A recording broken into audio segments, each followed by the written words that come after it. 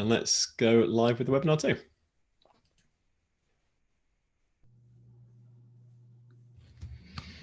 Right, and I think we're live. Welcome everyone. Good morning, good evening, good lunchtime if that's a thing. Welcome to this latest webinar from Conservation Careers. My name's Nick from Conservation Careers, and thanks so much for joining me. Well done if you got to the webinar. We've had loads of sign-ups, which is really exciting. If you didn't, hopefully you've jumped across to YouTube and you're watching it there as a live stream. So we've got it in 2 places today. Joining me on the call today, as you can see on our screen, is Christy. Hi, everyone. Yeah, this is, like Nick said, one of the most popular webinars we've done so far, and we're super excited. We've got a lot to pack into the hour to come. So we have a lot. I mean, I'm genuinely excited. This is going to be a good one. So yeah, hold on to your seats. So what I'm going to do is I'm going to switch to sharing our slides and our screen, and we're going to kind of dip in and out of slides a little bit to kind of work through the webinar. So let's do that now. Let's start with the screen. Hopefully you can still watch us and hear us if that's what you want to do. We should be able to hear us, but you should be able to watch us too in the corner. If you can't, then you can kind of switch your settings and see us that way. Right, okay, so the topic of the webinar today is conservation internships and volunteering that won't break the bank. So we're going to work through the sector of kind of conservation volunteering and cover the kind of following themes. So the first thing we talk about is reasons to volunteer or intern in conservation. You know, why do people do it? You know, why might you want to do it? Yeah, and what choices to make around that. We're also going to talk about the different types of internships and volunteerships, if that's the word, that are available, and the differences between them as well. So what's the difference between a volunteer and an internship? Okay, and what are the different types that are available? Just to kind of give you a full overview of the sector and of the opportunities that are out there, because these are words that are used in a lot of different ways and can be quite unclear at times. So let's try and, like, you know, demystify them a little bit and give you a good idea of the different opportunities that are out there. Then we're going to do a real deep dive and really focus in on what we call in the no-cost opportunities. That will make a bit more sense in a minute, but basically it means opportunities that have no cost associated with them. You don't pay for them. You also don't receive payment for them. They're just zero cost. You're volunteering your time in exchange for that experience. They're often not very well advertised. They often aren't even conceptualized, i.e. they don't even exist yet. It's for you to reach out, make contact with the right people, and then see how you can help them and create and develop that opportunity yourselves, which is really exciting. It means you can create something that really suits you like a glove, but there's a process and a system which increases your chances of success. And that's what we're going to talk through in the webinar. How do you find them? What are the 4 steps? And we're going to give you some examples about how to go through the process of identifying the right organizations, people, and how to write cold emails and contact people with a view to kind of working with and for them. At the end of the webinar, which we're hoping will be about an hour long, if it goes slightly over, we'll let it go a bit over because we've got a lot of content. We want to try and get as much content into this as we can and deliver as much value for you as possible. But at the end of our kind of teaching phase, we'll go into Q&A. So if you've got questions, we'll be doing the Q&A at the end. Okay, and then we'll also give you some links to other resources. If you want to find out more, we can link off and find out more from our kind of free resources on the site. So let's get going then, Christy. So let's go through to the first slide. Let's start off with, you know, what are the reasons to volunteer or intern? And Christy, this is one for you. Cheers, Nick. Yeah, so before we launch into the details, I think it's good to review what are the reasons behind volunteering and interning. And maybe the key point to think about as we run through these is that your reason or reasons might be different than the reasons of your colleague or your course mate or classmate or to anyone else. It's something that's unique to you. So one of the reasons to volunteer intern is to explore what's out there, explore the conservation sector and job market or a specific area of conservation, and to test drive a role. You know, you might be interested in field work in the tropics, and you want to know if you enjoy that in practice as much as you do by looking at documentaries. Or maybe you want to try out communications work or other work in an office and find out if that's for you. You might learn that you love it, or you might learn that you dislike it actually in practice, and that's fine too. You've still learned something and you can use that to guide your career.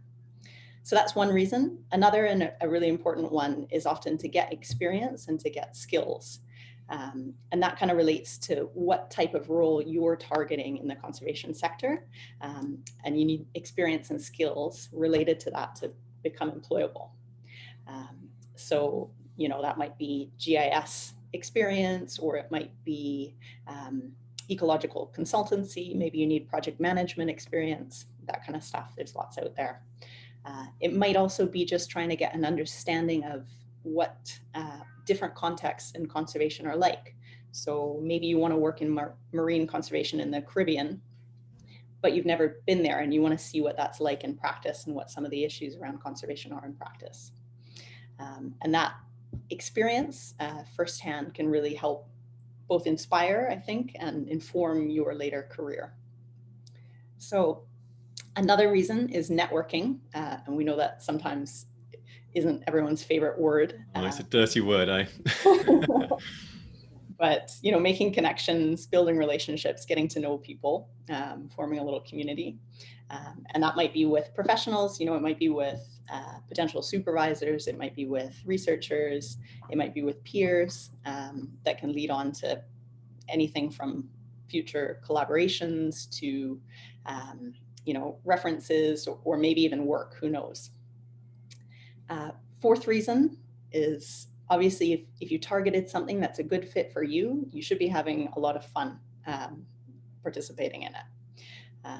And lastly, but not least, is supporting conservation. So actually taking action, whether that's hands-on or whether it's virtual, to support important conservation work. And again, those are sort of broadly the reasons, but you might have one or more of those, and that's probably different to what another person is looking for. It's unique to you. Yeah. Cheers. So we also wanted to run through, you know, what's the difference between interning, volunteering, and also training. And I think the easiest way to look at that is to look at the primary goal, why you're doing it. Interning, there's a few different reasons, like we've just explained, but one of the key ones is usually looking for experience and skills. And interning tends to be, you know, in-house with an organization, and it tends to be the closest of these three options to actually working as an employee. So the closest step to paid employment. It tends to be, but it's not always, longer term, and can often be full-time. And in some cases, it might be paid. Then we have volunteering. So the primary goal with volunteering is really to support conservation, to support a cause that's important to you. You might gain experience and skills, you might network, you might do a bunch of other things, but the key goal there is supporting conservation and giving your time and energy towards that. It tends to be a little bit further away from getting paid work. Not always, it can lead to that, but it tends to be a little further away than an internship. And it usually, but not always, is shorter term, part-time, and sort of by definition, unpaid. Then lastly is training. And the goal with this one is to gain skills and experience. It's usually with a training provider, whether that be a university or, you know, a company that offers specialized training. And it tends to be fee-based, so it's something that you pay for. And it might be anything from, you know, we come across things that are 1 hour long up to 2 years if it's a master's degree in some countries. So I think maybe a key thing to point out here is that although we often think about training and interning as different things, there's a lot of similarities and often there's a lot of overlap. So within a lot of internship programs, there's a component, sometimes a very large component, dedicated to training. So for example, I used to work with a program that spent 3 months, a full 3 months, just on training before interns could actually do, you know, work, let's say. So that can be a huge component of an internship program. Keep that in mind. Yeah, and I think it's good to point that out too, because these terms are used quite interchangeably within the sector. Yeah, and it's good to kind of point out that there is this kind of third strand, which is often just a training element, but it's often branded as interning and volunteering. But it's actually a different experience. You're receiving training as you would in a university environment or something like that. Yeah, thank you, Chrissy. So let's talk about the kind of three main types of volunteering and internships then. And we're going to break it down into kind of fee-based, so experiences that you pay for. And then we're going to have also paid. So these are opportunities where you receive payment for. And then we're also going to have no cost. And those are the ones we're going to focus on for the rest of the webinar. But just let's paint a picture of those three things, just again, so you understand the kind of landscape within which, you know, the opportunities exist. So fee-based, you can see on your screen here, there's pros and cons. So pros of fee-based opportunities, there's loads of experiences out there. If you want to pay money to do a volunteer or an internship, you can do, and you can find them across the web. They're well marketed, they're easy to find. There's lots of different experiences out there in lots of different locations, so at home or abroad, often in exciting locations too.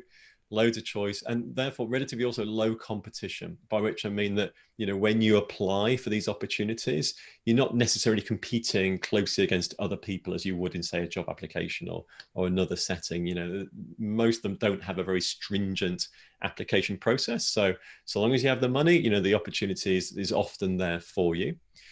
The downside is, of course, money. You know, some of these can be quite expensive, you know, very expensive even to access, which is really prohibitive for many of us. It can also be a mixed bag as well, because it's such a big sector and a kind of bustling sector, if you like, of the marketplace. It's the one that's in most people's minds. It tends to dominate, you know, on sites, you know, like Conservation Careers and others. But you need real care, actually, I think, when choosing these opportunities, because there's some amazing opportunities, some amazing training providers doing some great work, okay? But there's also some, you know, slightly less good ones as well, to be honest. And so really having a good process when looking and choosing and approaching these organizations is really important. And we can talk a bit more about that actually in the Q&A if you want to know more. How are they funded? Well, they're typically funded by, you know, you, the participants, okay? So you pay for the experience, and that funds that opportunity, that funds that training, that internship, whatever it might be. So that's fee-based, okay? The next one is paid, okay? So you receive payment for this, okay? Big plus, but you get paid. Fantastic, okay? So these opportunities do exist. We have a list on our website of 30, 40, 50, I think, top free and paid internships, which we'll link to at the end. Gives you an idea of what's out there. There's probably more than what's on our list as well. A good example of that is the Michael Hearn internship at Save the Rhino, which is like a year's internship, which is paid training opportunity. Other pros is it's quality training. It tends to be really good quality. You tend to be in-house with an NGO working on real issues, you know, whether it's in the house or in the field. The downsides are, because there's not many available, it is particularly competitive. And they tend to be quite fixed hours or curriculum. So, you know, if you're also working a job, or if you've got, you know, family or studying or whatever it might be, these can be harder to kind of access. Okay, you need to kind of dedicate your time to them. Funding for these sorts of opportunities tends to come from, you know, donors, government sources, you know, private sources, that sort of stuff. The NGO secured the funds to train interns, and that's how these things work. And then last but not least, and what we're focusing on today, is no cost, okay? So these are the ones where it's about often working in-house with NGOs. Again, real issues, if you like, can be home, can be abroad, can be quite flexible, where you're networking with professionals. The downside is they're not very well advertised at all. I mean, these are opportunities often whereby the people that you're working with and for are the really busy people, okay? They need a helping hand, but because they're so busy and they actually would really benefit from a volunteer or an intern, they often don't have the time or energy to kind of sit down to create a volunteer job description, to advertise it through sites like Conservation Careers, broadcast it out there, and then to shortlist, do the interviews, find the person, train the person. It just never hits the top of their radar. So there are opportunities to work and help people out there, but they're just not advertised. And the way to do them is you have to be proactive. You have to network. You have to find the right people, approach them in the right way. And then create those opportunities with and for yourself. And that's what we're going to talk about today. Good examples of that would be here in the UK, the wildlife trusts, the conservation volunteers, TCV. If you're at university, something like your university conservation volunteer group would be another example actually of a no cost opportunity. But again, these are what we're talking about today are really the ones that aren't advertised and often aren't even conceptualized. You're reaching out, doing outreach opportunities and finding things and creating things with people by targeting them specifically. So that's what we're going to focus in on. So I think at this point, what we might do quickly is just do a quick poll, because it'd be really interesting just to hear from you guys online, which of the following opportunities or internships have you done? So let me launch this poll now. You should be able to see something on your screen in front of you. So which of them, and it's multiple choice and it's anonymous. Okay, so you can say what you want. So have you done a fee-based volunteer internships that you've paid for? Have you done a paying opportunity where you received a payment? One of those rare beauties that do exist. Have you done some no-cost volunteer or internship? Or none of the above? Absolutely all or any is fine, but it'd be just really interesting to see what you guys say. I can see 70, 80% of you have now voted, which is great.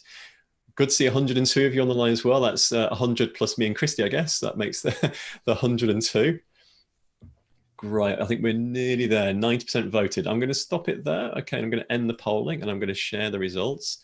You should be able to see them in front of you. So looking at this, we have no cost. So 70% of you done a no cost internship, which is great. So you're coming into this with some knowledge of what we're already talking about, which is wonderful.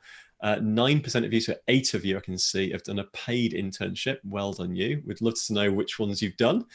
You can maybe drop it into the comments. It'd be interesting to read that in a little while. And fee-based was 45%. So nearly half of you have paid for an experience, whether that's a volunteer internship or something more akin to training. And 16% haven't done anything yet, but presume you're here to kind of explore that a little bit more. Brilliant. That's really interesting to know. What do you think to that, Christy? Yeah, I think it's fascinating because there's so many different types of opportunities. Oh, I think it's also worth mentioning that we've categorized things into fee-based, paid, and no cost, but really it's a whole spectrum. If you're doing a fee-based program, on the whole, maybe it's less competitive, but there's also fee-based programs where you have to apply and send your CV and send a formal application that exists. Within the no cost group, there's also, it helps, I think, to look at it like a comprehensive package, because in there is accommodation, food, transport, where it's happening, training, all that kind of stuff. So for instance, I did a no cost internship that paid a stipend. It turned out that the stipend was the equivalent of me working a job at a different organization. And there's also no cost internships where you need to pay your own accommodation depending where you're living. So yeah, it's worth looking at the whole package of what you need, what you're looking for, what you're looking to spend or get paid, and how it all comes together. Yeah, and we'll talk a bit more about that in a minute, actually. And talking about examples from ourselves, before we get into the nitty gritty then about the kind of the research that you can do to find and create these opportunities, just to kind of showcase our backgrounds in terms of volunteering and internship. So I've been working in conservation for 20 years. Christy, you must have been 10, 15 years, I'm guessing, something like that. And our backgrounds are, you can sort of see here. So myself, I started off at university and I ran the conservation volunteer group at York Uni. See that picture in the top in the middle there? That's me with my hands in my pockets, not doing any work. That then led on to actually me meeting people who managed local nature reserves around the York area, and becoming sort of embedded within Natural England, if you like, as an intern for 2 or 3 years alongside my studies. You can see me with the barn owl box there.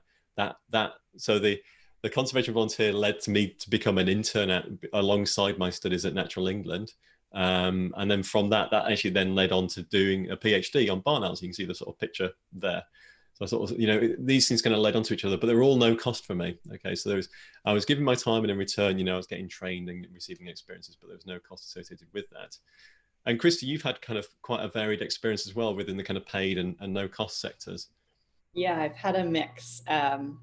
So I guess my first one, I graduated originally from earth science, geology, rather than conservation.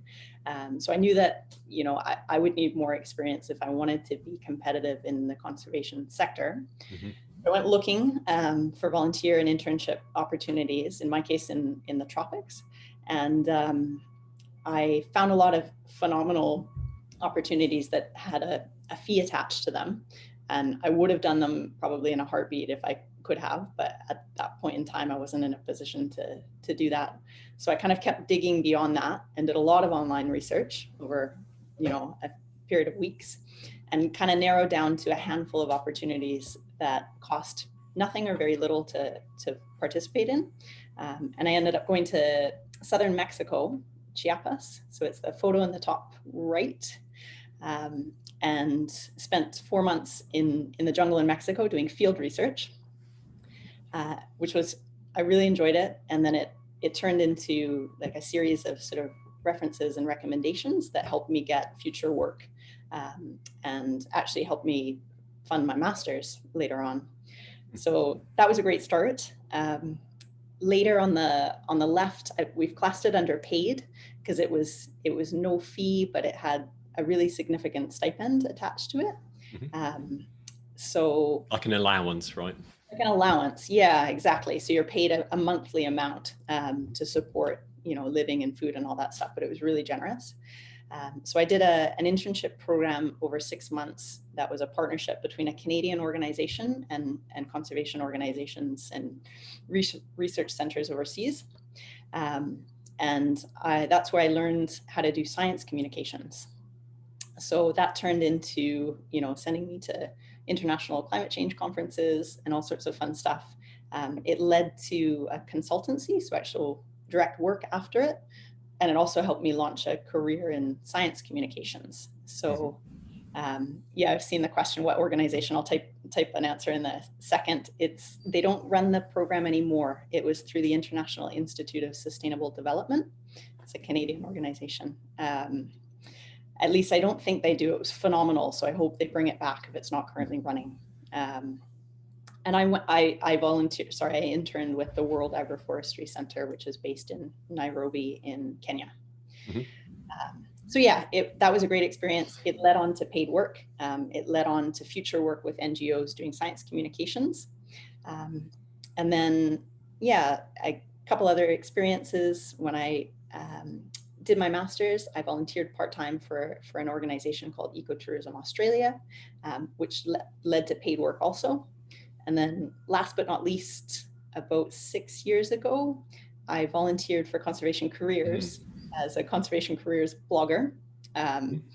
Just something that I wanted to do because I thought the organization was neat. I love writing and I wanted to go meet people in conservation. And now here I am, obviously with Conservation Careers 6 years later, giving webinars. So you never know.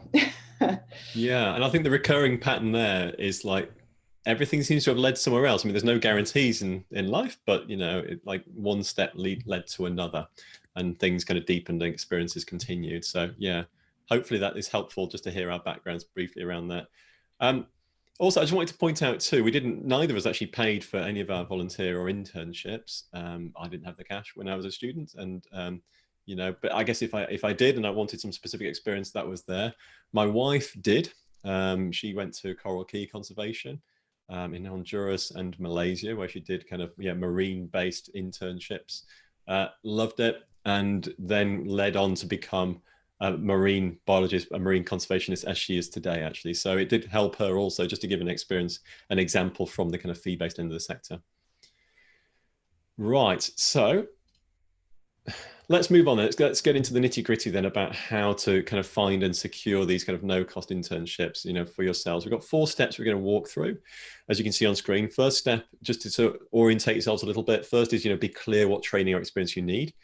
Number 2, we're going to talk through an example about how to create a target list of employers. Number 3, how to identify the right people within those organizations to contact. Okay, so you really kind of laser vision in on the right person, and then how to make contact in the right way. Okay, and what are the goals and the methods around doing that successfully. So let's walk through these 4 steps. I think you're going to find this really valuable, guys. So let's start with step 1. Okay, be clear what experience or training you need. That one's for you, Christy. Cheers. Yeah, so I guess this one really comes back to what we talked about at the beginning, the reasons for volunteering or interning. So that's your why, your reason. It might be, like we said before, exploring. Maybe you want to know what it's like to work at an aquarium. Maybe you want to know what it's like to work in the field in the tropics, and find out if you're someone like me who isn't bothered by lots of mosquitoes and lots of heat, or if you actually really hate that stuff. Maybe you want to network, in which case you're looking for an experience that'll expose you to a lot of different people in the sector. Or maybe, which I think is often the case, you're looking for specific experience and or skills that'll help you fill a gap in order to become employable. So if you know kind of where you want to go in the sector, what your ideal job looks like, what your niche is like in the conservation sector, you're looking for whatever experience or training or skills are going to help fill the gap to make you employable for that.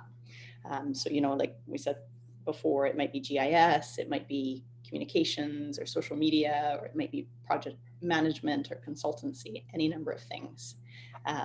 But being clear on what you want out of the experience is key. And I think a good analogy for this one is, where's Wally? Or, well, where's Waldo if you're in North America? You to me.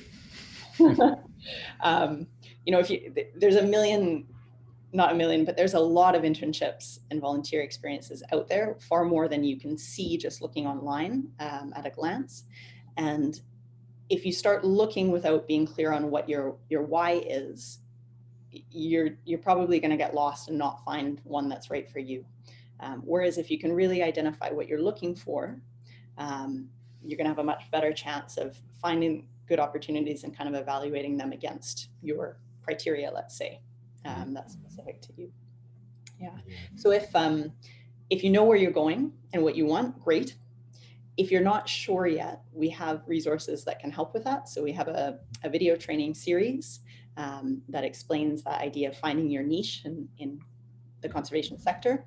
And we also have a guide how to get a conservation job. So we'll share those at the end if you guys want to check them out. Yep, that's great. Yeah, and I think totally kind of supporting that, Christy. It's very easy to kind of get distracted by all the opportunities out there if you've not started on your why and sort of see all these interesting, exciting things. Yeah, and particularly if you're looking at the kind of paid end of the sector, which is, you know, not what we're focusing on here, but having your why, you know, in the front of your mind is going to help to secure the right opportunity for you. Yeah. It's easy to think also that, you know, what someone else wants is what you want also, or that someone else should want what you want. And actually they might be completely different things depending on what stage you're at, what you're looking for, what your interests are, what your skills are, etc. So yeah, we're all different, and that is, in many ways, that is our strength as well, actually finding that niche and understanding that. So that's super important. Yeah. So having understood your why, knowing exactly what it is you're trying to get experience or training in, then the next step really is then stand back and create a target list of organizations that, you know, could provide you with that experience or with that training. Places to do so, well, Conservation Careers is a good starting point, to be honest. This is not an advert for us, but it's a good starting point. We list about 8,000 opportunities per year, jobs and volunteer and other experiences through the site. So, and the archive that we have on the site of all the experiences that have now gone through of about 30,000 jobs is a great starting point to kind of filter down and say, well, who's doing this type of work in this area? Therefore, I could work for them. So it depends, you know, where you want to be. You might want to be in London or in Fiji or wherever it might be, but starting from that perspective of, you know, what are your gaps? We're a good place to go for that. And I'll walk you through an example in a minute. Other places, obviously Google is good for everything. LinkedIn is very good, and we'll use that in a minute too, is a great kind of resource to be diving in and finding particularly people as well as organizations. University careers, job boards, they're always really good, particularly if you're a student. Obviously, you know, they're very good at kind of sharing relevant opportunities for people like yourselves. And I think also just your own network. It's worth saying, you know people who are like-minded to you, have similar experiences to you. It might be worth just putting a shout out on social saying, look, I'm looking for, a fundraising internship around the Manchester area. Does anyone know, who might be working in that? That's often worth a shout, because if that comes back with someone, if someone recommends something, then more often than not, they might actually know those people. They might be able to make an introduction as well. So that becomes really quite useful. So let's just do a quick live example of this then. So let's go to the Conservation Careers. We're going to go to our expired listings. Okay, now you can go to the live listings up here on jobs, but this is the expired ones. So these are all the ones that have gone through the site that have now expired, so 30,000 or so. You can get access to these if you're a member of the site. If you can't, then go to the live ones. As an example of this, now, Christy and I ran through an example a day or two ago, and it actually worked really quite clearly. So I think we're just going to do that again as a live thing. So I think it'll bring it to life. So let's say, for example, Christy is Canadian. She's currently in Canada right now. So let's say we're looking for an experience in Canada. So we searched by Canada, refined by Canada there. And let's say you want a communications experience, okay, which I guess in the past, that's what you did as a blogger for us. That gives us 112 jobs that have been through the site for lots of different organizations based in Canada. You can see them all on the screen. Now, these are organizations that employ communication staff in Canada. Okay. Now we can filter that down a little bit more if you think there's too many to say just the early level jobs. Okay. Which often means they have a communications team as well. If you employ at an early level, you've probably got a team above you. So these are kind of slightly larger organizations, I guess, is what I'm saying. And you can sort of see now we've got 48 organizations or opportunities that have been shared from Canada over the last few years in communications and marketing. And these are the organizations which you could be starting to build your list from. Okay, so just scrolling down, you can see them all in there. I'm going to pick one example in here, Canadian Parks and Wilderness Society Communications Coordinator. That's a really interesting one. So we'll follow up on that in a minute when we talk about how to find an individual name, okay, within which to kind of do your hunting from. So point one, I would actually encourage you to kind of use conservation careers. Okay, it's a good starting point, but other things are available out there. Google Jobs is very good as well. So have a look at that. So start a simple spreadsheet. So step 3, you've got your list of target organizations for your chosen requirements. Okay, everyone's different. You'll all have bigger and longer lists depending on what you're looking for.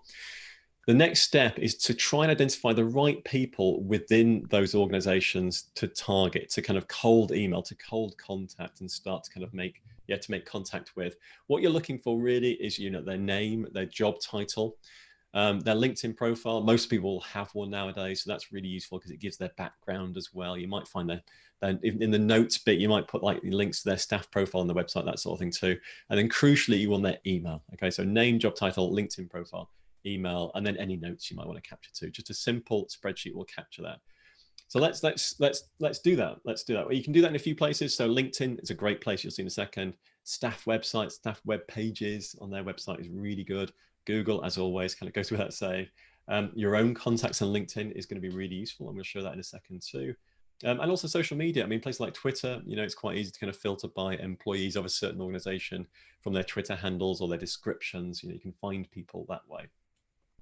But let's go to LinkedIn. Okay, so the organization we've got here that we're going to use as our example is Canadian Parks and Wilderness Society. So I'm just going to copy that because I'll only write it out wrong. Otherwise, I'm going to put it straight into LinkedIn at the top here. So I'm just on the main LinkedIn site. Organizations, company results here. There you go, Canadian Parks and Wilderness Society. There's a few different chapters and different types, but I'm just going to click the main one here. And that takes me through to their main page. Now on here, there's a bunch of different stuff. There's jobs, which is interesting a little bit about. You can go straight to their website as well, which we might do in a minute. But there's people, and this is what we want. Okay, so we've found the organization. We're clicking on people. In here, there are 53 people who are down as employees for the organization. There's probably more than that. Not everyone has a profile, but that's a pretty good starting pot for us to be hunting within to find that key contact person for our communications internship, or for Christie's, I should say. Now, if you look at on the bottom, you can sort of see their profiles. Okay, and I'll keep scrolling till all 50 have been shown.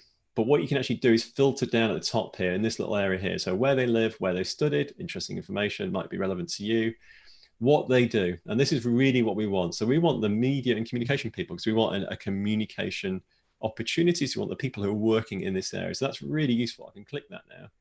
And now it's just showing me 9 employees for this organization who are working within media and communications. Bingo. So let's have a look at them. So we've got, you can see them all on the screen there. You've got Jennifer Scott, Anika Hazra, Mira Oberman, so on and so forth. And you can see their job titles too. So you've got the comms and media strategist. She could be really useful. She could be a great person to be reaching out for a communications internship. We've got someone over here who's a national director, okay, quite senior, obviously. And we've got someone here, Eden Freeson, communications and volunteer coordinator. Now, because we want to make contact with a view to securing a volunteer or an internship around communications, and actually she is probably the perfect person looking across these to be targeting. And it's really just for you to decide that. The other thing it's showing me, which is quite useful here, is like there are 3 connections in common with Anika, one with Mira, there's 2 with Tracy. This is from myself. So I know people who know them. Okay, so that could be a better route actually. If you have people in contact, it's worth going to those shared connections, writing to them, emailing them, messaging them through LinkedIn and say, actually, how well do you know those people? Could you maybe introduce and connect me? Because that introduction is probably the best form of contact you can make. But let's take Eden as a good example because she's working in communications, volunteer. Click through, let's have a look at her. So she works, comms volunteer coordinator at CPAWS, and you can see she's been working there for about 1.5 years. She still is there, which is great. So she shall be our target person. So we've got her name, her job title. Okay, we've also got her LinkedIn profile. That's just the URL at the top, just off your screen, but I can see that. The last piece of the jigsaw really is you need her email address, her work, her professional email address. Now let's have a little Google and try and see if we can find it. So I'm just copying her name, job title, and organization there. I'm going to put it into Google. Now it's given me a bunch of stuff I didn't need because that was just stuff that was in that copy paste. So what do we find? We found her LinkedIn profile that we were just at. And there's the staff pages. Let's look at that. Often on staff pages, you'll find that email, right? So let's have a look. There's all the staff. Oh, there's Eden. A little bit about her, really useful stuff. Tells me that she likes camper vans and baking cookies and things like that. Loves boreal forests and Saskatchewan conservation, but not, correct me, go on. Saskatchewan. Saskatchewan, thank you. Good to have a Canadian on the call. But we didn't get her email address. So what we're going to do now is we're going to just do some hunting around for it. Now, a good place to start actually is to go and look at the website address of the organization, because emails will pretty much usually, include the same URL. Now you can't see that because it's off your screen. If I pull it down, no, you'd miss that. The email address of the organization is, I'll put it up here. So that is the website address. So the email is probably going to be something that. So we just need to know what is it. You can see info@CPAWS is the general email. We don't want that. We don't want general. We want really targeted. So what is an example of how the emails work here? There's one, E. Smith, right? Because it was like first name, first letter of your first name, and then into the surname. So T. Edwards. So therefore, Eden Friesen is probably E. Friesen, right? Let's just have a quick guess at that. And I think we've got so just really use your common sense on Google, find it, and there you go. E. Friesen, it references her there. She exists. We can put that into our spreadsheet. We've got her. Great. So we've got her name, job title, LinkedIn profile, email, and we can also add some notes in there as well from the staff profile about her cookies and camper vans and boreal forests and things like that. That's step 3 done. Do that for all the organizations and find the primary contact, okay, for each one. This is about laser vision, not, elephant gun, being really specific. And there's an example of the sort of spreadsheet you want to be building, really. Organization, down the left, name, job title, LinkedIn profile, email, any notes, okay? And there's Eden at the bottom that we've just done. And that might be a very long list, okay? You might be kind of, building that out to make lots and lots of approaches, or it might be quite short, depends upon your target and how much time you have to invest in this. But that's sort of step 3 done. And then on to step 4 then, the final step really, making contact. It's really all been building up to this, okay? And this is something which you, Christy, are going to talk about. I just want to say before talking about making contact that it might look like we've staged this for you guys. Mm-hmm. Nick and I we just did the same thing 2 days ago. So Nick asked me for an organization. I gave him one in Canada and we just started a search. So and Christy thought it was a terrible idea too, but it worked, hey? Yeah, I thought it was a terrible idea. It might not work, but it did. So yeah, we haven't staged it. This is a real example that we picked and we've just kind of sped it up so we don't take much time doing it. But yeah, so now we're at the stage where we're making contact. So you've prioritized your list. You've targeted one person per organization. And now you're at the stage where you want to reach out by email. It can be by LinkedIn also, or it might even be by social media like Twitter if they're active. And then we'll talk more about this after, but don't be disheartened if you reach out and you don't get a reply. People working in conservation are busy typically. So you might need to just politely nudge them, but not pester them to follow up. So we're gonna show you guys first an example of what not to do when you make contact. And then later, Nick's going to explain what to do. So if you don't mind, Nick, just clicking to the next slide. This is an example of what not to do that I've written. So I'm going to read through it. What I'd like for you guys to do is just, as I read it or you read it, type into the comments what you think has gone wrong here. What is it about this email that doesn't work well, that you shouldn't do? Okay. So this email is from email address dancingchickie9@hotmail.com. The subject is seeking volunteer research opportunity. And it reads, "Hi there. I'm a new graduate looking to build my experience in field research while applying my skills and passion for conservation. I'm writing to express my interest in any volunteer internships available at your organization. I'm very keen to get involved in hands-on research and believe I have what it takes to carry out research in the field. For example, I've developed excellent skills in field techniques, data analysis during my coursework. I am comfortable working in a team independently and presenting research to groups. I've applied for many opportunities with research organizations, but have been struggling to find a job or internship in the conservation sector. I believe an internship would be of great value to launch my career while contributing to your incredible conservation work. Please find my CV attached for your consideration. I hope to hear from you soon. Cheers, Britt." We've just signed it as a random person for now. Okay, so let's see what you guys think about it. I can see you've been sharing your comments and they're actually coming thick and fast now. So bad email address, quite a few people saying that. Totally agree. dancingchickie9, Hotmail. Was that your old email by any chance, Christy? It actually is. Yeah, thought it might be. Bad start, hi there. Absolutely. It's not very personal, is it? It's very almost too informal, but you really want to be saying, "Hi, such and such, hi, Christy," or even "Dear Christy," if you want to be a bit more formal.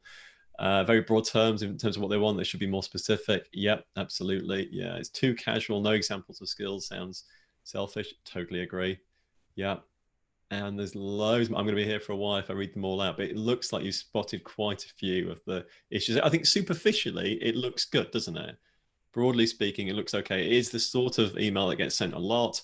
That email gets sent to 100, general emails and doesn't go anywhere. And then we hear at our end, actually, but I sent 100 emails out. I didn't even get one response. It's often because a lot of the errors we're seeing in here, are just being replicated again and again. So yeah, it's fairly long, I just saw, but yeah, signed off for it. Pulled out a lot of the key themes. I think the fact that it's vague, because on the surface something can look right, but actually, if you're just talking about research skills or data analysis, what does that mean to someone? What does interpersonal skills mean? And also, this email doesn't really show that you've done any research to try and understand the person you're talking to, understand that organization, build any kind of common ground between you. And then after that, it sort of launches into, here's my CV, but without it being asked for and without really giving any kind of call to action at the end. Yeah, it's all quite vague. And there's no appreciation sort of given to the person who's taking their time to read this either. Yeah, and as many people have mentioned too, it's very vague. It shows you haven't done your research. You're not talking specifically to that organization or something which is of relevance to them. You're not showcasing, what you're bringing to the table, giving any examples, and that lack of call to action, like you say at the end. Here's my CV. Well, so what? There's no question mark in there, is there? There's no reason to respond to this. It's very easy to ignore and avoid this email and just to hit the trash folder or whatever. So yeah, your job really is to make a very personal email that reaches someone, and for them to make it really hard for them to ignore it, actually, and for them to want to engage with you, okay, and respond. So let's talk about how to do that. And Becca Dash is asking, do you have any suggestions for subject lines to capture initial attention? So we're gonna talk about that in a second. So yeah, thank you. Thanks for all your comments. That was really good. So let's walk through a bit more of an example. So what would a good email be? How to make contact by email in this kind of final step, stage 4. So the goal really with an email is just to start a conversation. Okay, and I think that's really important.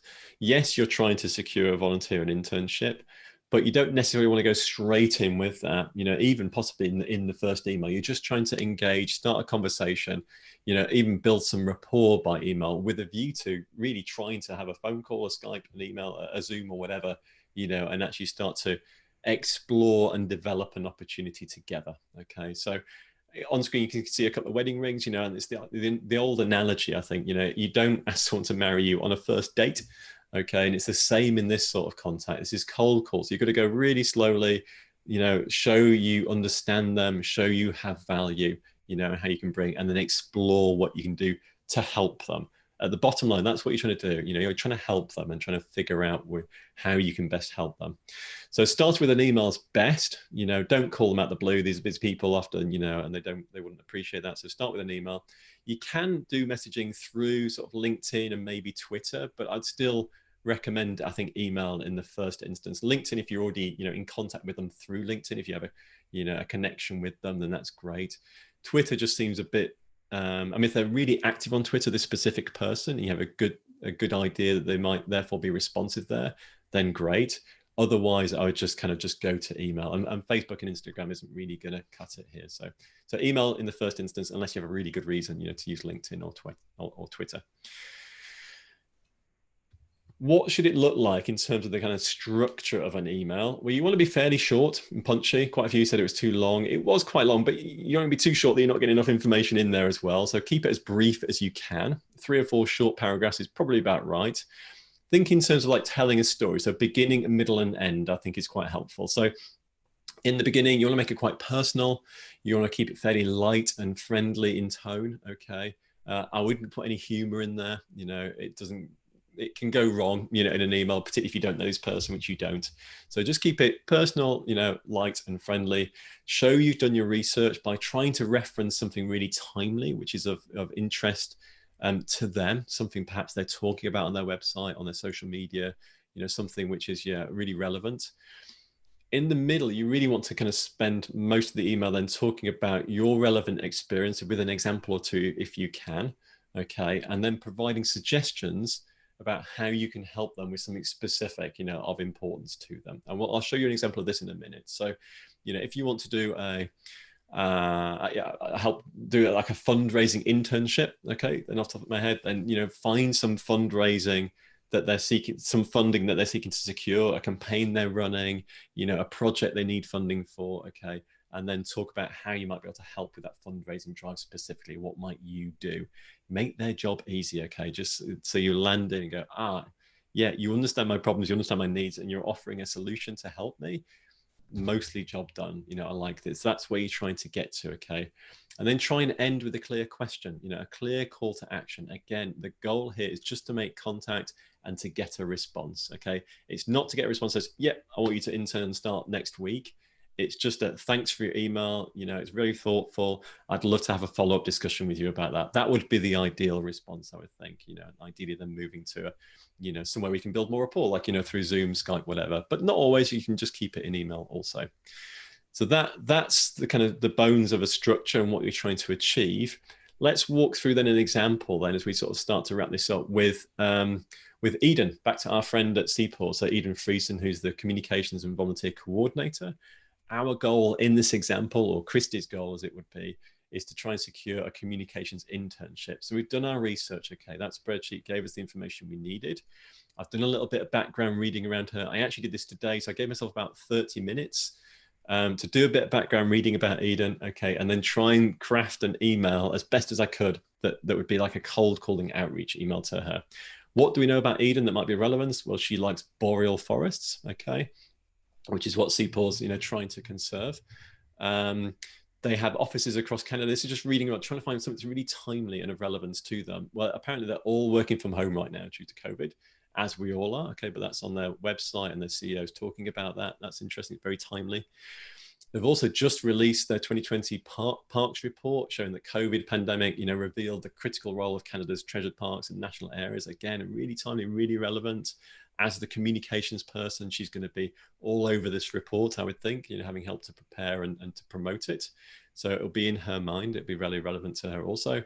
And then finally, what are they doing right now? What are their needs? Well, they have quite a few campaigns, 4 or 5 campaigns, but one of which was the Boreal Forest Ecosystems campaign in Saskatchewan. Woohoo! Forest campaign. Okay. And I've chosen that as the example, I think, in the email because I know she likes boreal forest. She mentioned this in her profile, and this is a boreal forest campaign. So it's relevant to her. So I'm really trying to sort of, push the hot buttons, if you like, for Eden. Understand who she is a little bit better, what she's working on, what her needs are. They're trying to get donations and money for this campaign. So let's try and craft an email that reaches out as a cold email. And this is my example. Now it's quite lengthy. I'd probably edit this down as well if I had more time, but as I say, I gave myself 30 minutes. So subject, Saskatchewan's forest campaign support. Okay, it's fairly open. It's very specific. And it's talking about support, which actually might pique her attention. Think, oh, is someone going to give me support? Is someone going to give me a donation? It's very timely and relevant to what she wants. I'm just trying to grab her attention and encourage her to open it. Dear Eden, I hope you're safe and well during these crazy COVID times. I read an article by a chief executive, director, Gord Valand, that CPAW's offices across Canada have switched entirely to working from home. You must be missing your colleagues by now. Now, it's timely and it's personal, and I've clearly done a bit of research, and I almost sound like I already know her a little bit too. So I'm trying to build a little bit of rapport, but not overstep the mark and be, too overly familiar. So I'm placing myself as a master's student in this example. So I'm a master's student in ecology at Ottawa University. I've also been home isolating since the pandemic began. I've used this as an opportunity to develop my passion for communicating conservation issues. So I'm kind of coming across now to what I want to talk about, which is about communications in conservation. That's what I'm interested in. Through online research for my blog and podcast, I'm mentioning that I run a podcast and a blog. Okay, so these are things that I'm developing as a conservationist and an interest in communications. That's what I'm trying to get, a communications internship. And through my research, I came across your great work at CPAWS. Now, I enjoyed reading your Healthy Nature, Healthy People report. And I totally agree that nature has a key role in maintaining our health and well-being, especially during the past few months. So hopefully you can see this is me saying, I love your work. I know a bit about you. I've done my research. I love this report you've just submitted. I'm interested in communications as well. I've got a blog and a podcast. And I'm a very positive person. I've used the pandemic to kind of do something proactive about, what I'm seeking to achieve through my career. Then on to the kind of nuts and bolts of it. So, I was really inspired by your Saskatchewan forest campaign and amazed to read that your boreal forest is wilder and more intact than almost any other forest on Earth, which is what it says on their site. Not copy paste, but, put into my own words. I don't currently have the funds to donate to your campaign. Okay, so perhaps tiny violin, I'd like to, but I couldn't. But I'd love to explore ways in which I can help your communications activities so we can raise more support from others. For example, so I'm giving some examples about what I could do now. I could help to tell the story of your campaign by interviewing people involved for your website or your newsletter, or perhaps I can help mobilize donations through targeted social media activities. I'm also open to other ways in which I can help. Does that sound of interest? Question mark. Hope so. All the best, Christy. LinkedIn profile. Okay, so I hope you can see there's a lot in there. It's really as personal as I can make it. It's as targeted and as relevant as I can make it. And I'm making it really easy for them to say yes to me, at least to engage in a discussion. I've put so much in there. Hopefully they wouldn't ignore that email when it drops in. So that's that. We will put that as an example on the website too. Okay. And again, it would probably be good to try and edit down a little bit more, but I think that's probably about as long as it needs to be right now. And that was 30 minutes. And I think what it does show also is it takes time to do these emails properly. So if you're going to be emailing, 10, 20, 30, 40, 50 people, you need to allow significant time to work through that. Now, the more you do it, the quicker you get, the quicker you can pull examples, and when you get feedback from people, you can see what works and do more of that, and perhaps less of the ones that didn't work. So experiment a little bit. But you can't just copy, paste, send. That sort of approach really has a very limited chance of success. Final step then, once you've made contact, really is just follow up. Okay, so a lot of emails probably won't get responses as hard as you try. Okay, so I would follow up, maybe give it a week or so. Don't follow up the next day. Okay, give them a week or so. People do genuinely forget to respond. Don't bug them. Give them a week, maybe 2 weeks, and then just follow up with a simple email like you can see on here. Hi, just wanted to check and see if your email reached last week. It's below. Please feel free to pass me on to a more relevant contact if my request is not for you. And if it's not of interest, then no problem. I'll leave you in peace. Thanks for taking your time to hear me out. Okay, so just short, very polite and give them an out to pass you on to someone that might be relevant too. Whew. Right, I think that is as far as we wanted to take this today. So, you know, hopefully you find that really practical, really useful. We want to pack as much value into that as possible. We'd love to hear from you guys, actually, if you go off and use these examples, use this process to secure a volunteer and internship. We want to hear about your successes. So, you know, do feel free to send us an email, drop us a post on or a message on social media. We'd love to kind of hear from you and to share your success. But I think it's probably time we kind of switched across to a Q&A, actually. So what I'll do is I'll stop sharing the screen.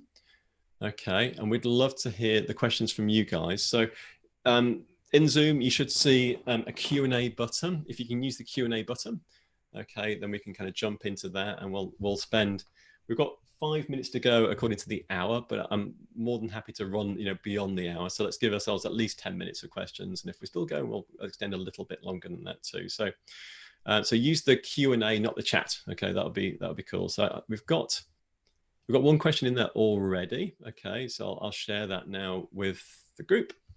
It says, is it better to specialize, this is from Steph, thank you, in your work experiences, or get as varied experiences as possible? So specialist or generalist when you're doing your volunteer or your volunteer experiences. Do you want to take that, Christy, or do you want me to take it? Yeah, I mean, as always, it comes back to what you're going for, but I think usually it's best to try and specialize based on what you're targeting. So I don't know, if you're targeting something, let's say in environmental law, you know, you're going to want to look for experience and expertise that's really relevant and related to that. And that's what's going to help differentiate you, because I think you'll see in like the two email examples we gave, the first one, the really bad one, was quite vague. There wasn't anything that really identified what value that person had to offer, as opposed to the second, where it was quite clear that, you know, that applicant or that person making contact is building up some expertise and some specific interest in an area, and that's what helps you stand out.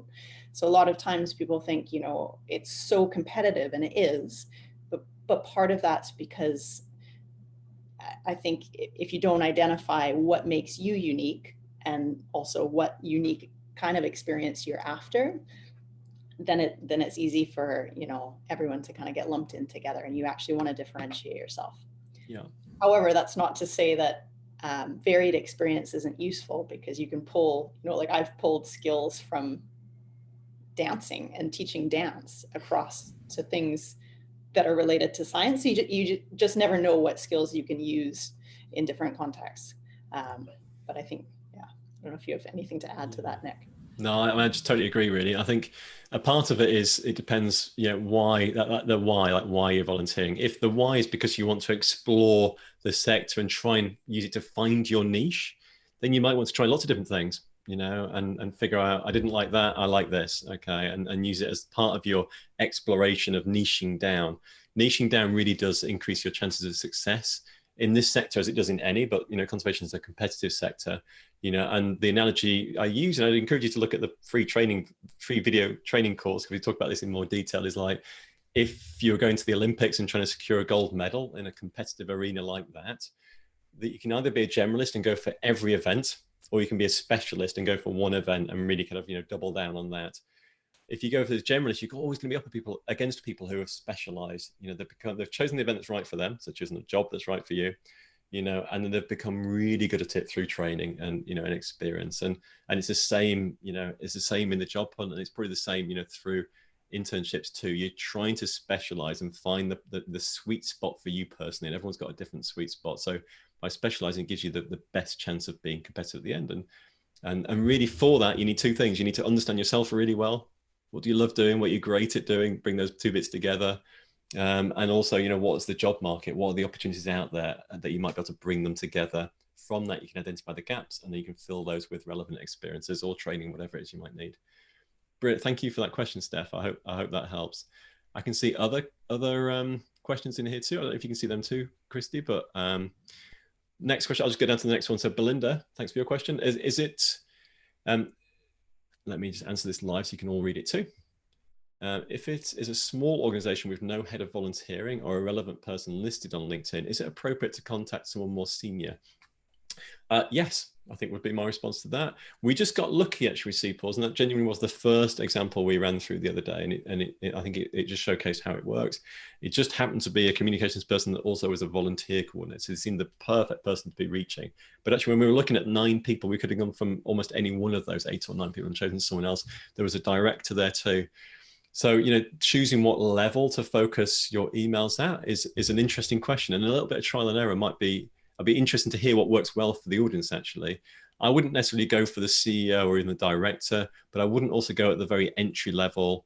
The officer, someone who's just started their employment, professionally. I'd look for like a middle manager as a starting point. Yeah, someone who has a team of people, quite busy, and has the authority to kind of bring, a volunteer or an intern in. Yeah. I definitely second that. I guess you're aiming, excuse me, somewhere between someone who's quite new and they're probably quite sympathetic to you trying to get your foot in the door, versus someone who's really, really high in the organization and they have all the authority, but probably not a lot of time to read your email. If you hit it right in the middle, that might be it. And something we've not mentioned, actually, this just jumps to my mind, is hitting people at a busy time strategically can be quite good. So if you find organizations that are, not now because of COVID, which is the next question actually, but someone who's like organizing a big event, a conference, a workshop, that's the time when they would love a volunteer and intern to come and help like lift the heavy load for them a little bit, and there would be extra jobs suddenly available. And then beyond that specific event, that could then quite easily kind of extend out into a bigger relationship, if you like. We can help them with more specific things that you want. So do keep your eyes open for those sorts of organizations that are doing stuff all of a sudden that might need people. In communications, it might be a big, event, a report they're about to launch, like we just heard about. If you knew that was upcoming in a month or two, they might suddenly want people to come in quick, do some proofreading, write some social media posts, do some, newswire stuff, whatever. Thanks for your question also. Sam Greenhill. So in all honesty, do you think the pandemic will make it harder to find these kind of opportunities at the moment, or possibly easier? Yeah, that's a great question, isn't it? You can see Christy kind of going, oh, yeah, good question. Yeah. In honesty, yeah. My honest response would be both, because I think there's some opportunities, we're seeing it come back slowly, but some international opportunities are going to be harder to find, at least right away. And some specific opportunities might just not be possible. They might not be feasible yet. However, on the flip side, I think the conservation sector as a whole is also seeing the need to kind of innovate and bring in some different skill sets than what it's traditionally had. So, if you're someone who can help with fundraising or sort of the business aspect of it, creative communications, tools for working remotely, who knows, even tools for collecting data remotely, there's a million things that are needed. So if you're able to help provide part of the solution to something like that, then there could be more opportunities than there would be before. People are open to them. And there could be more remote-based opportunities too, remote-based learning like we're doing now, just from home. Quite a few organizations. So we did a survey about the impacts of COVID a couple of months ago now, and we're just about to relaunch the new results. We've just redone it, okay, and looked at how things have changed since that baseline. We're going to launch that probably in a week or two, I guess. We're crunching through the numbers right now, but it looks like 40% of organizations have now opened up again their recruitment. Okay, so from what was 0 a couple of months ago, 40% back to where we were. And we're hopeful that's going to keep lifting. But what it still means is like 60% of organizations are probably understaffed right now, and therefore in need of extra support. That work is probably still existing. Their need is still existing, but they've not managed to open recruitment yet because they haven't felt that the stability they needed to kind of start putting those external vacancies out. So it could be a good time to start reaching out. I'll be really interested to see what happens. And therefore it's a great question. Yeah, thank you, Sam. Ainsley, let me answer live again so you can all read it. I'm looking to email a university to ask if they have any opportunities for joining in with some field work. Who should I email for this? The admin team or any other tips? Not the admin team. It would be my immediate response to that. You don't want to go to like a general inbox. I mean, it might be worth a try, but what you want to do, I think, as we explained today, is really try and find the people within the university, the department that's doing the field work and the research that you might be interested in, that's going to give you the sort of experience you're looking for.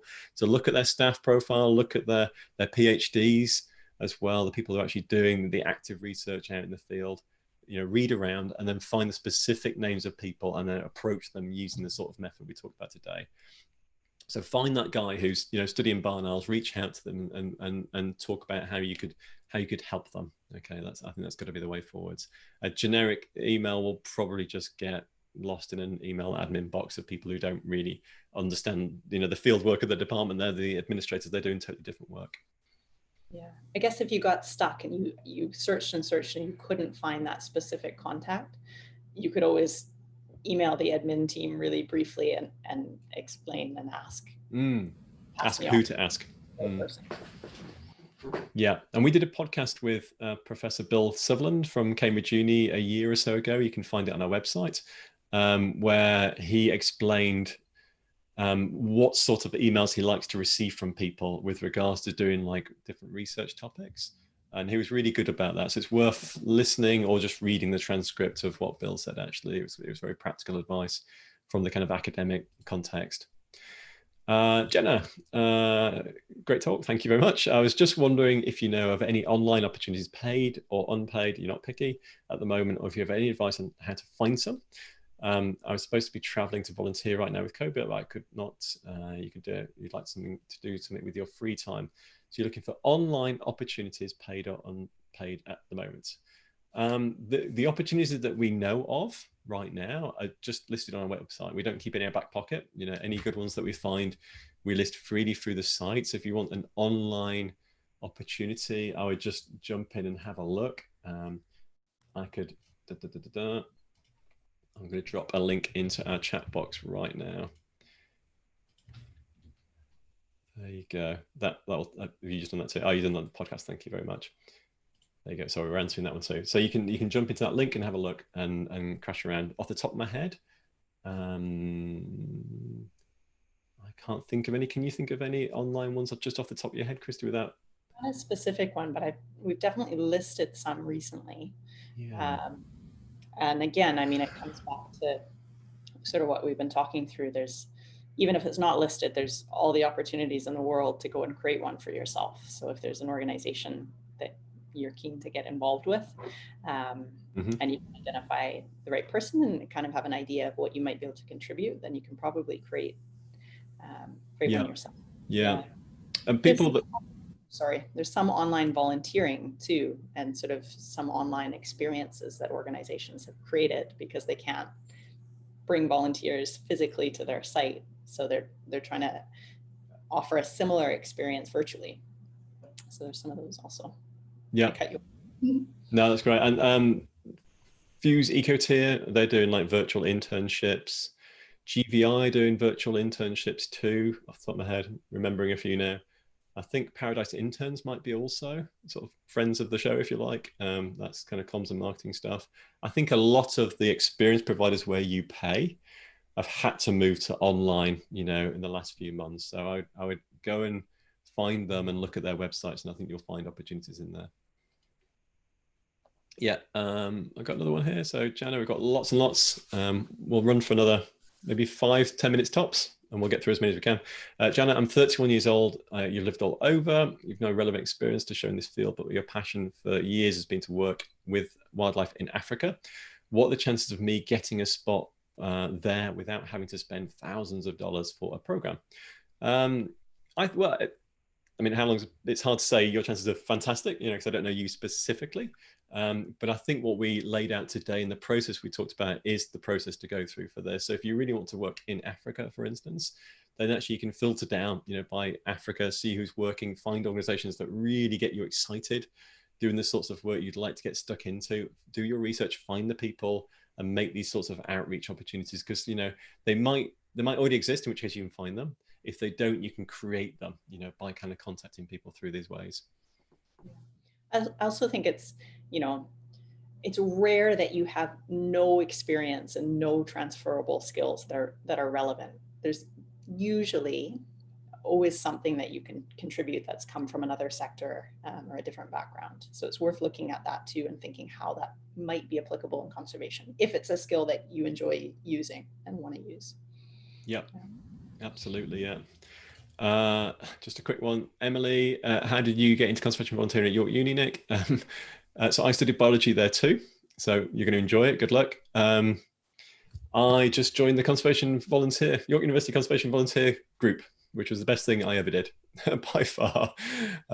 Yeah, and if it's still running, I hope it is. You should do so also. Enjoy, Emily.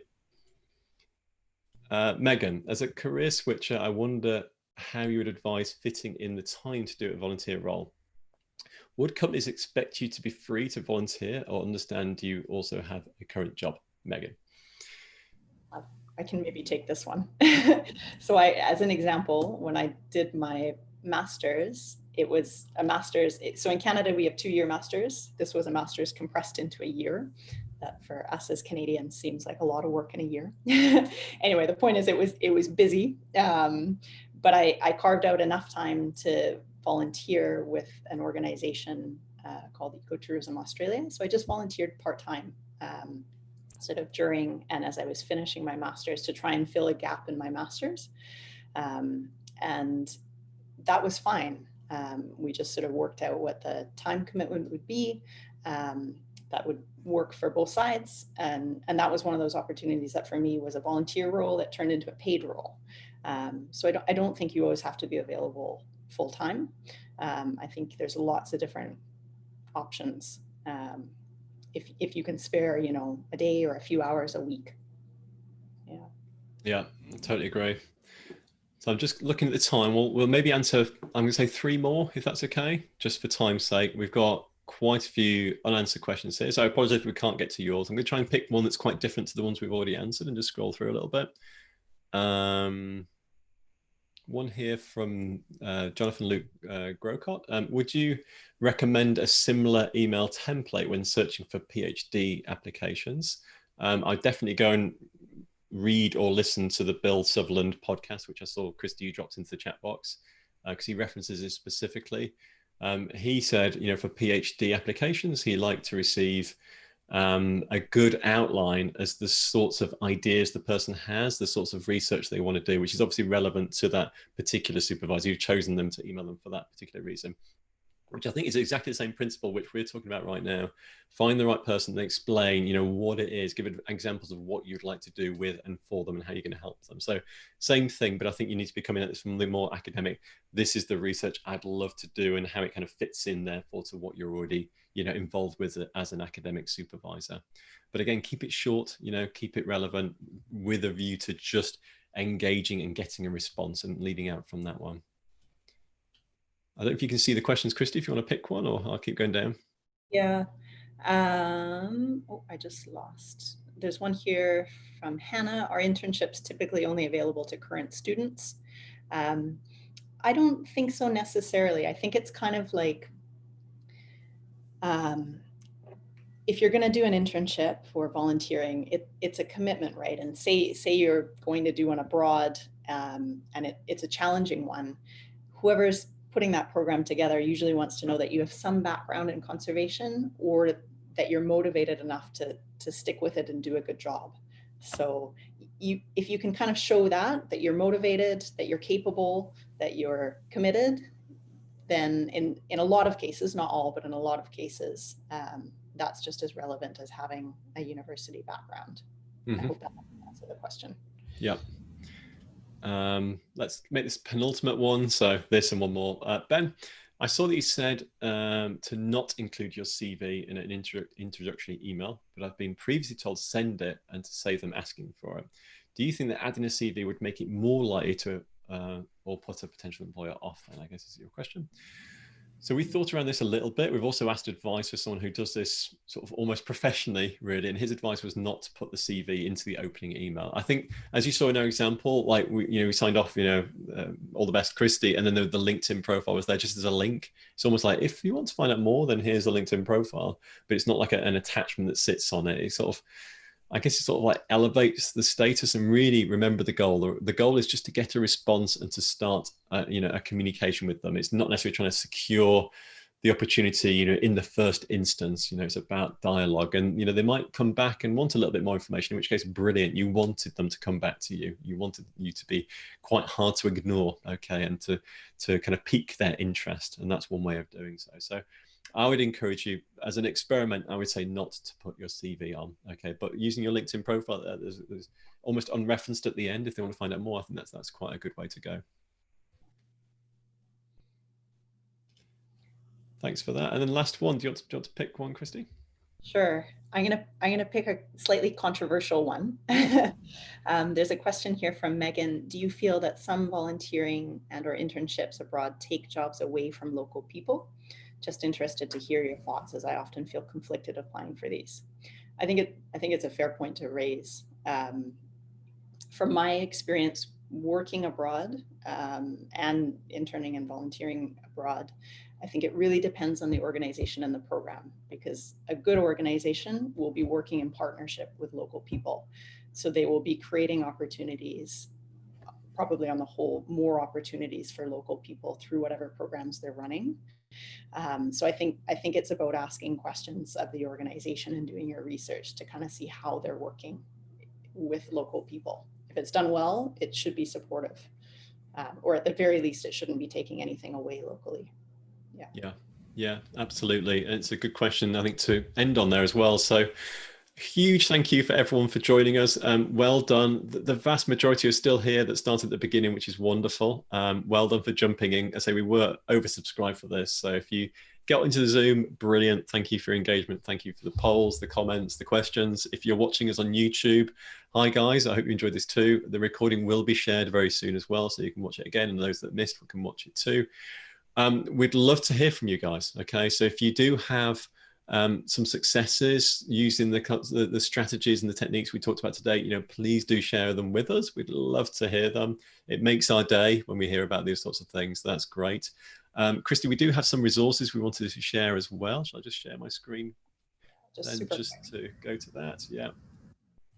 So we've just got a few things that might be useful if you've listened to this webinar that are related, and then a few things that are coming up that are related also. So one of the useful resources we mentioned is our top paid and no fee conservation internships.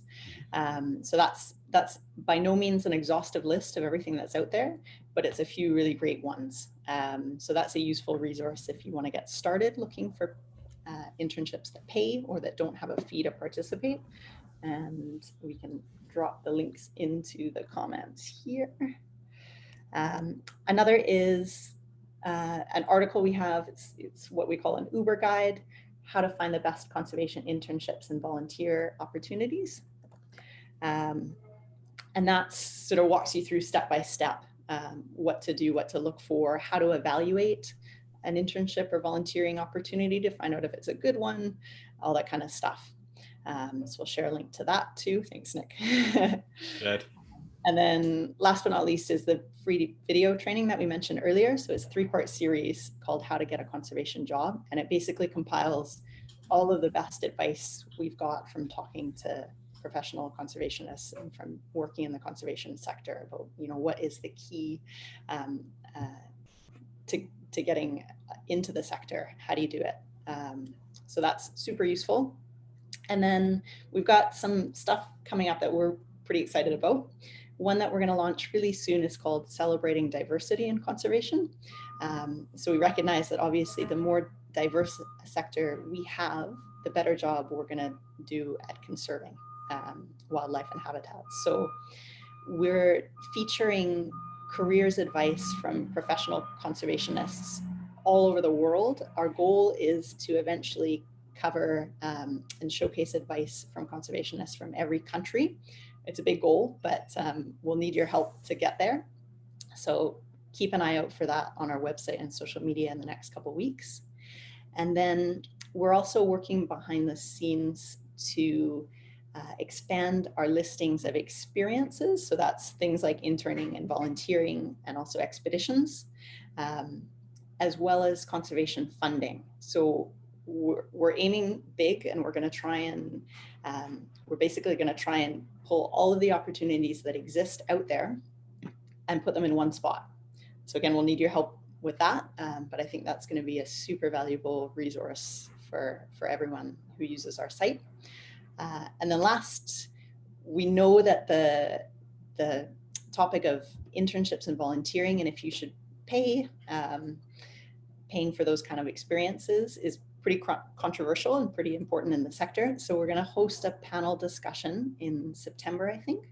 And we're going to bring a few different conservationists or organizations on board to try and answer some of the top questions you might have around that through their experience. So that's what's coming up in a nutshell. Lots going on as always, yeah. Thank you, Christy. Thank you, everyone online. Thanks for your engagement too. I've really enjoyed this. I hope you have too. We'll be sharing this again very soon. So it'll be on the website. It's already on YouTube. You can watch it again there if you need to. Stay well, okay? And we'll be in touch really soon. Thanks again, Christy, and take care, everyone. Bye, gang.